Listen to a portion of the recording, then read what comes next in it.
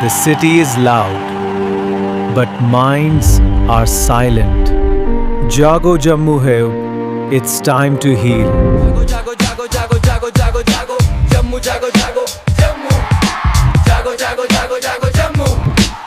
Jammu sabka flavor. This season we facing the truth. The master plan starts now, saving the youth from the abuse. These chemicals are chains. Wake up, my JK youth. Imagine taking the completely raw, unfiltered energy of an underground hip-hop cipher and forcing it into the heavily audited boardroom of a Fortune 500 charity. Right. It sounds like a total oxymoron. It really does. Oh. But welcome to the deep dive. Today we are opening up this huge stack of official corporate documents, internal strategy notes, and media blueprints for a really unique organization. We're looking at PMR.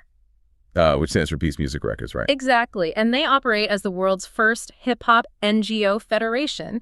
And look, I know that combining street culture with dense corporate paperwork might seem confusing to you at first glance. Oh, absolutely. It's a lot to wrap your head around. It is. So to set the tone for you, the listener, I actually just want to quote their own media campaign directly. They say, "Welcome to PMR Family Podcast Show. We know you are confused about our different initiatives, so stop guessing, let's talk." I love that. Stop guessing, let's talk. Right. And that is exactly our mission today. We want to understand how this organization is, well, basically weaponizing art, psychology, and hip-hop to drive structured social impact. And starting in Jammu before scaling across all of India. Yeah. Yes. But before we get into what they're doing on the streets, we have to look at the blueprint.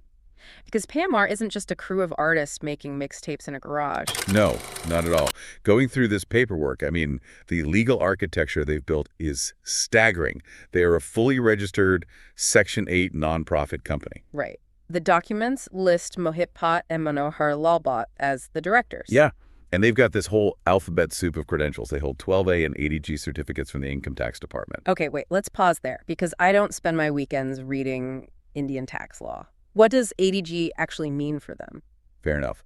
Well, having 80G status is, it's an absolute game changer in the nonprofit world. It means donors can legally claim a tax deduction for contributions made to the Federation. Oh, wow. So it unlocks the big corporate money. Precisely. It puts this hip-hop crew on par with massive traditional charities. They can attract serious corporate social responsibility funds or CSR. And they're also registered with NDI Ayog and the MSME ministry, right? Yeah, which is huge. NTI Ayog is the government's premier policy think tank. Being registered there is a massive credibility signal. And the MSME registration, well, that's the Ministry of Micro, Small and Medium Enterprises. So they're basically saying, our art is a legitimate enterprise. Exactly. It's not a hobby. It's a recognized sector of the economy. Okay, but let me play devil's advocate for a second. If you're listening to this, you might wonder why they go through all this trouble. Why not just pass a hat around at local shows? Because passing the hat doesn't scale. You can't sustain a movement that way. Their internal notes outline this fund first, hire second strategy. Right, I saw that. They only have, 2 male employees on the payroll? Yeah, they're securing donors and partners before taking on heavy recurring payroll. It's brilliant. It stops the NGO from bleeding cash and collapsing under its own weight before they even make an impact. That makes a lot of sense. So they have this bulletproof corporate runway. But how does that land on the ground? Because the documents point to an initiative called Jago Jammu. Yeah, Jago Jammu is their direct confrontation with some really urgent problems. Like severe youth drug abuse, mental health struggles, and just a general lack of direction, right? Exactly. And this connects directly to their expressive wing, specifically something called Jammu Wala Flavor Season 02. Yes, Season 02, which the notes say launches January 1st. But what is it practically? They use phrases like turning truth into voice through raw visuals? Well, Season 02 is an immersive cultural campaign. It's live events, digital media, local ciphers, and there's a very tactical reason HipHop selected his hometown of Jammu as the launch pad for this. Right. The notes say it's an untouched market. Untouched culturally, yeah. Jammu has very few cultural fests or massive concerts compared to places like Delhi or Mumbai.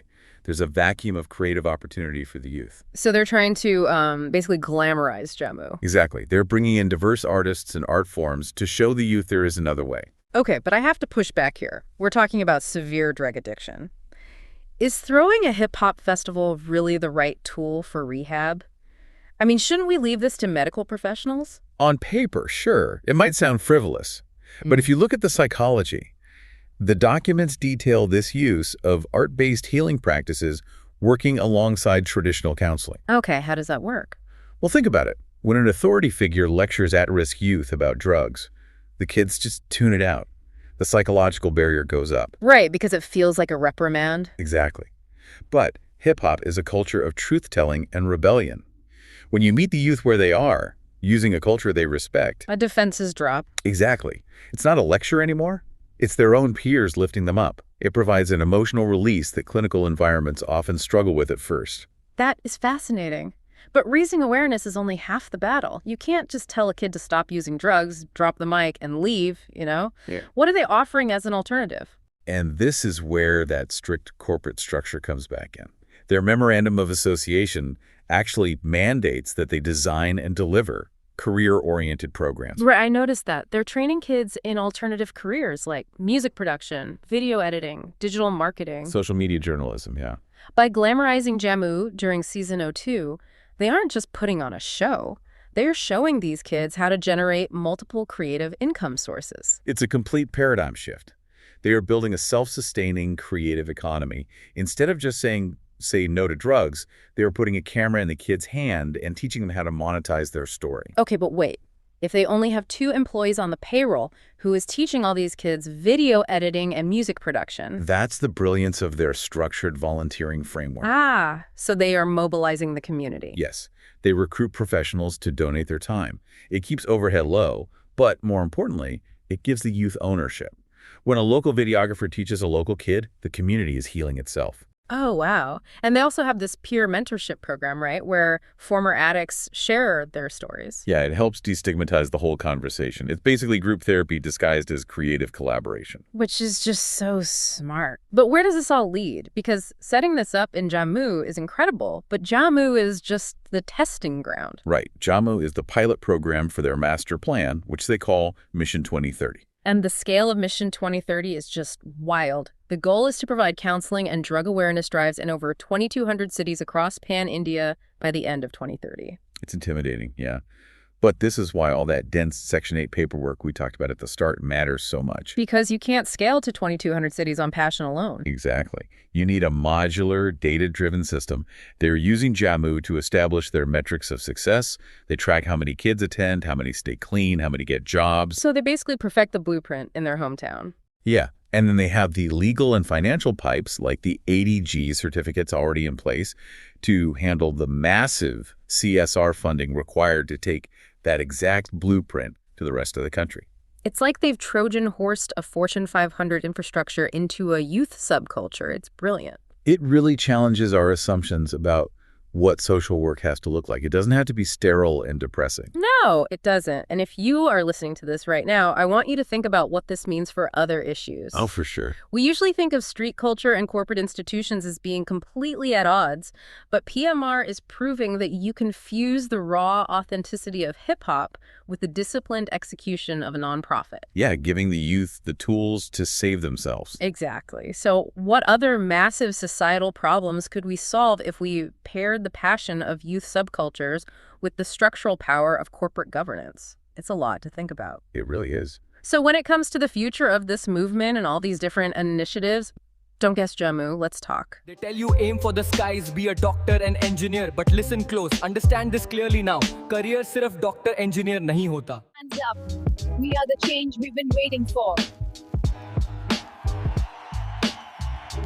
अब stage पे खड़े आवाज उठाते सच बोलते न mask लगाते